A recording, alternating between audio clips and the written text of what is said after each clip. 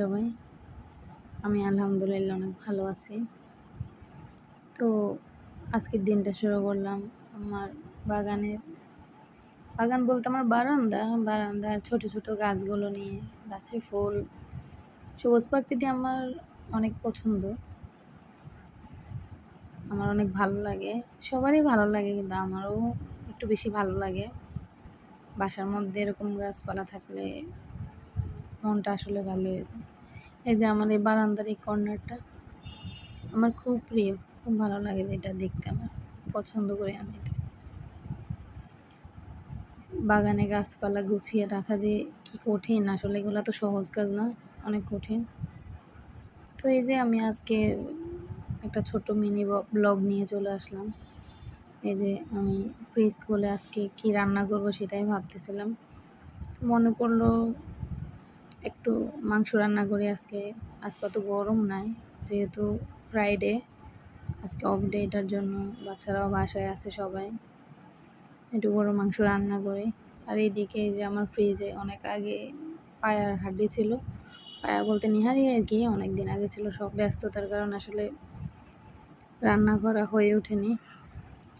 এই যে আমি নর্মালি সবাই যেভাবে আদা রসুন তেল মশলা দিয়ে বসাই, আমি ওভাবে বসাইছি। আমি হয়তো আপনাদের মতো তো স্পেশালভাবে রান্না করতে পারি না, যতটুকু নিজের মতো করে করতে পারি অতটুকুই করি।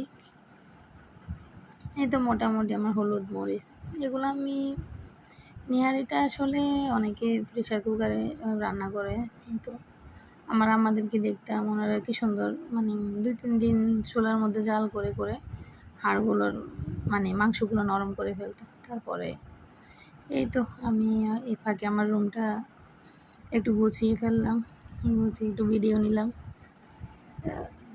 ঘর গুছিয়ে রাখলে গোছানো থাকে না, ছোট বাচ্চা যাদের বাসায় আছে তারা সবাই ভালোই জানেন আপনারা। এই তো আমার এদিকে নেহারিগুলো বলক চলে আসছে, এগুলো আমি 2-3 দিন জাল করব। তারপরে এই তো 2-3 দিন জাল করলে হাড়গুলো নরম হয়ে যাবে, হাড় বলতে হাড়ের মাংসগুলো আর কি। এদিকে আমি আজকে রান্নার জন্য গরুর মাংস ভিজিয়ে দিলাম। গরুর মাংস ভিজিয়ে দিয়েছি, কিন্তু সময় লাগবে এগুলো ভিজতে।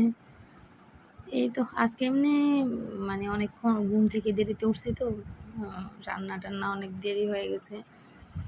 এই যে ভাতের চাল ধুয়ে ভাত বসিয়ে দিলাম। এদিকে আমার নিহারির হাড্ডিগুলো অলমোস্ট হয়ে আসছে, এদিকে আমি মাংস ধুয়ে রেডি করে রাখলাম। এই তো মাংসের মধ্যে সব মশলা দিয়ে মাংসটা হাতে মেখে বসিয়ে দিব। আমার আবার হাতে মাখা